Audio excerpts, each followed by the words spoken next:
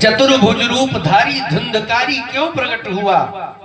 ये जो जीव आत्मा है शरीर में ना, वो चार भुजाधारी है।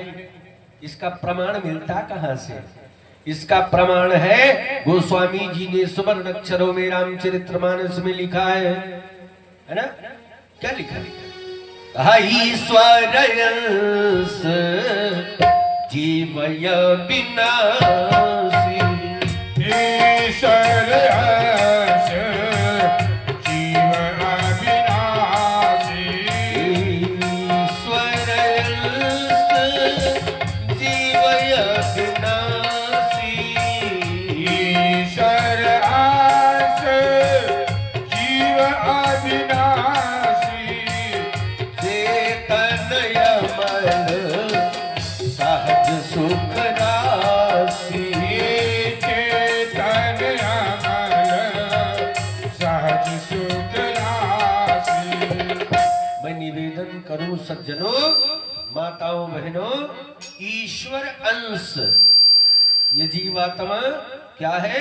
ये भगवान का अंश है। जैसे हम आप जाते हैं श्री गंगा जी स्नान करने के लिए जाते हैं ना, और जिस समय गंगा जी स्नान करने के लिए जाते हैं तो वहां से हम आप जल लेकर आते हैं, अपने यहाँ के लिए जल लेकर आते हैं। और जब जल लाते हैं ना, तो पंडित जी आते हैं अपने यहाँ सत्यनारायण भगवान की कथा करने। और जब पंडित जी आए तो पंडित जी ने कहा भैया गंगा जल ले आओ, गंगा जी को लाओ। तो गंगा जल रख करके फिर पूजन किया जाता है, गंगा जल भगवान को स्नान कराया जाता है ना।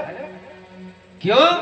कहा महाराज जैसे ही आप गंगा जल ले आए खिपिया में, एक पात्र में, लेकिन आप विचार करिए कि क्या गंगा जी वहां से चली आई? अब वहां नहीं है, वहां है वो धारा तो रस प्रवाह चलती चली जा रही है। और हमारे आप जैसे करोड़ों भक्त गंगा जी से जल ला ला करके अपने घर में पूजन करते, वैसे ही ईश्वर की सत्ता जैसे गंगा की धारा विराजमान है, वैसे ही ईश्वर की सत्ता विराजमान है।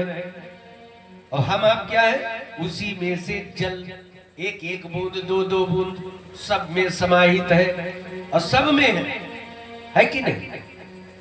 और जो सब में है, इसीलिए कहा जाता है कि ईश्वर अंश जीव अविनाशी।